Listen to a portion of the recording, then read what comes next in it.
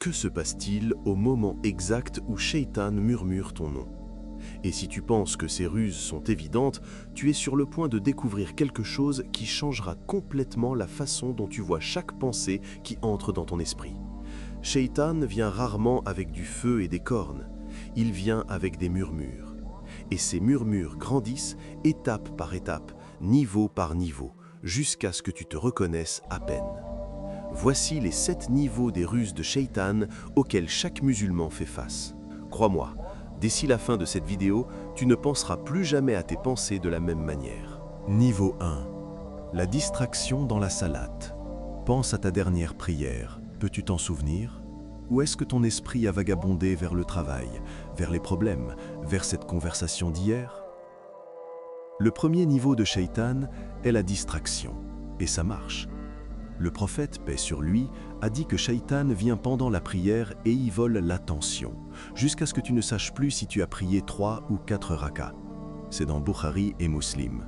Tu te tiens devant Allah, désirant la proximité, mais tu te sens plus loin que lorsque tu as commencé. Ce n'est pas ta faiblesse, c'est sa première ruse qui fonctionne parfaitement.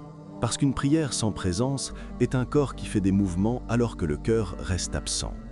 Et une fois que tes prières deviennent mécaniques, une fois qu'elles perdent leur douceur, c'est là que le niveau 2 devient sans effort pour lui. Niveau 2. Retarder l'obéissance. Après t'avoir distrait dans la prière, Shaitan passe au niveau 2. Prie plus tard, tu es occupé. Allah comprend. Le Coran nous avertit dans la sourate An-Nisa, verset 142. En effet, les hypocrites pensent tromper Allah, mais c'est lui qui les trompe. Et quand ils se lèvent pour la prière, ils se lèvent paresseusement. Demande-toi, quelle est mon expérience? La personne qui se précipite vers la prière ou celle qui trouve toujours une excuse pour retarder? La prière qui ancrait autrefois ta journée devient quelque chose que tu cases entre 2 distractions. Avant que tu n'en t'en rendes compte, tu regroupes les prières par paresse et non par nécessité. Niveau 3. Normaliser le péché. C'est ici que les choses deviennent dangereuses. Une fois que tu retardes tes obligations, Shaitan fait en sorte que le péché semble normal. Ce n'est pas si grave, tout le monde le fait. Allah est pardonneur. Le Coran expose cela dans la sourate Al-Baqarah, verset 268. Shaitan vous menace de pauvreté et vous commande l'immoralité. Il fait paraître le péché raisonnable, voire nécessaire. Regarde comment cela fonctionne. Tu sautes une prière, puis 2. Puis cela devient un islam du week-end seulement. Ce petit compromis devient ta nouvelle norme. Tu défends des actions qui te faisaient autrefois te sentir coupable. Tu commences à mentionner la miséricorde d'Allah plus que sa justice, non pas par espoir, mais comme un ticket d'autorisation pour le compromis. La culpabilité qui te protégeait autrefois est alors renommée comme étant trop stricte. Si l'un de ces niveaux te parle, appuie sur le bouton « J'aime » et partage ceci avec quelqu'un qui a besoin de l'entendre. Parfois, la meilleure sadaqa est un message qui réveille quelqu'un avant qu'il ne soit trop tard. Niveau 4. Planter le désespoir. Maintenant vient le coup le plus cruel de Shaitan. Après t'avoir conduit au péché, il murmure « Tu as trop péché, Allah ne te pardonnera pas, tu es allé trop loin. » Mais Allah nous dit dans la sourate Az-Zumar, verset 53, « Dis, ô mes serviteurs qui ont commis des excès à leur propre détriment, ne désespérez pas de la miséricorde d'Allah. En effet, Allah pardonne tous les péchés. » Peux-tu voir le piège? Il te conduit au péché, puis utilise ce péché pour te couper de la recherche du pardon. Ta culpabilité devient son arme. Passer de sauter des prières à croire que tu es au-delà du salut, c'est ainsi que la chute arrive vite. Fais une pause ici. Si ton cœur pique encore quand tu glisses, cette douleur n'est pas la preuve que tu es condamné. C'est la preuve que ta fitra est éveillée. Shaitan veut que la culpabilité te fige. Transforme-la en mouvement. Un astaghfirullah sincère, 2 raka'at humbles, une petite aumône. Chaque acte lui claque une porte au nez. Le remords même qui devrait te pousser à la repentance devient la chaîne qui te tient éloigné de la porte d'Allah. Tu arrêtes de faire des doigts parce que pourquoi Allah écouterait-il quelqu'un comme moi? Niveau 5. Susciter l'envie et la colère. Le niveau 5 empoisonne tes relations. Il plante la comparaison. Pourquoi a-t-il ce que tu n'as pas? Pourquoi a-t-elle été promue au lieu de toi? Cherche refuge contre l'envie elle-même, contre le mal de l'envieux quand il envie. Une graine de comparaison devient amertume, puis haine, puis relation brisée avec des gens que tu aimais autrefois. Pense à quelqu'un dont tu te sens jaloux.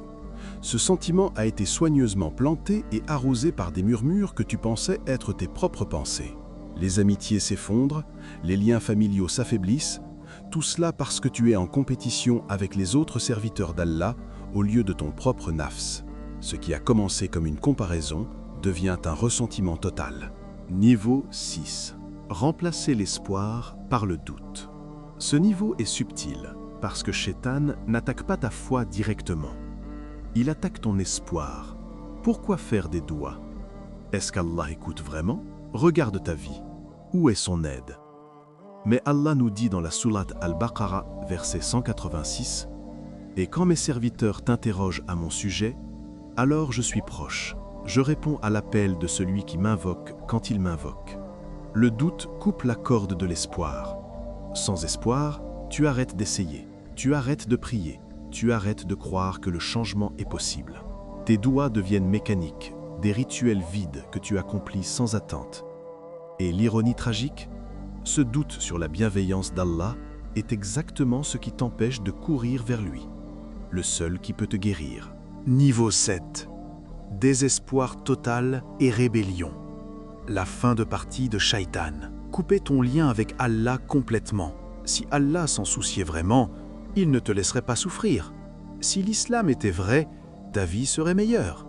Abandonne tout simplement. Le Coran expose son aveu final dans la sourate Ibrahim, verset 22. Et Shaitan dira quand l'affaire sera conclue, « En effet, Allah vous avait fait la promesse de vérité, et je vous ai fait des promesses, mais je vous ai trahis. Mais je n'avais aucune autorité sur vous, si ce n'est que je vous ai invité et que vous m'avez répondu. Mais voici le moment choc.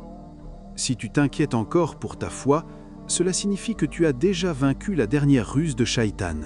Il fait en sorte que la rébellion ressemble à de la libération. Abandonner les obligations donne l'impression d'être enfin authentique.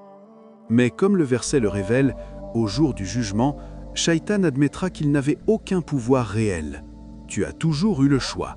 Chaque murmure est la preuve que tu te bats encore. Le prophète, paix sur lui, a dit que Shaitan circule dans le fils d'Adam comme le sang. Mais le zikr, ce souvenir d'Allah, l'expulse. Ta résistance n'est pas une faiblesse, c'est la preuve de ta foi. La culpabilité que tu ressens à propos du péché signifie que ton cœur est toujours vivant. Ton désir d'être meilleur signifie qu'Allah n'a pas abandonné ton cas. Voici 4 étapes qui pourraient tout changer. Étape 1. Nomme le murmure. Demande-toi, cette pensée vient-elle de moi ou est-ce que cela m'éloigne d'Allah? Étape 2. Dis « A'udhu billahi minash shaytanir rajim » à voix haute. Cette phrase simple est ton bouclier. Utilise-la au moment où tu reconnais le murmure. Étape 3. Reviens à l'action immédiatement, même si tu te sens brisé. Même une prière distraite vainc les murmures mieux qu'aucune prière du tout. Étape 4. Recherche la constance plutôt que la perfection dans ton adoration. Le prophète, paix sur lui, a dit que les actions les plus aimées d'Allah sont celles accomplies avec constance, même si elles sont petites. De la distraction dans la prière au désespoir total, Shaitan gravit ces 7 niveaux méthodiquement. Mais la miséricorde d'Allah est au-dessus de chaque niveau. Ce murmure disant que tu es allé trop loin, c'est le niveau 4. Ce doute sur le fait qu'Allah entende ta doigt, c'est le niveau 6. Reconnaître ces murmures brise leur pouvoir sur toi. Alors, à quel niveau es-tu? Commente-le ci-dessous, parce que ton honnêteté pourrait être exactement ce que quelqu'un d'autre a besoin d'entendre. Maintenant, voici la vraie question. Vas-tu continuer à scroller ou vas-tu regarder une autre vidéo pour ta foi? Lance la vidéo suivante pour plus de contenu comme celui-ci.